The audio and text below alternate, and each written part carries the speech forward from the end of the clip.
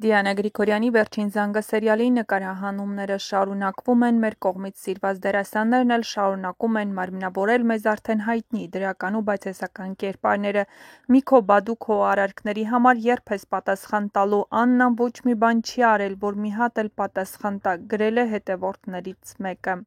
Ես միայն Սոսին եմ սպասում համբերությամբ, թե երբ կպարզի, որ Անգելինան իր ու Անայի դուստրն է, միայն դա է ինձ հետաքրքիր վերջ, Հենրի ջան, հեռու մնա դրանից։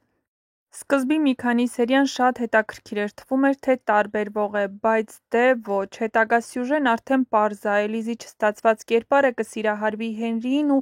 ամեն կերպ կբաժանի մեր բոլորի սիրելի զույգին։ Հենրի, ընկնես ձեռս, չէ, վայ, ոնց կարող ես Անգելինան փոխես Էլիզի հետ սուտ ճշմարտությունը չբացահայտելուց հետո։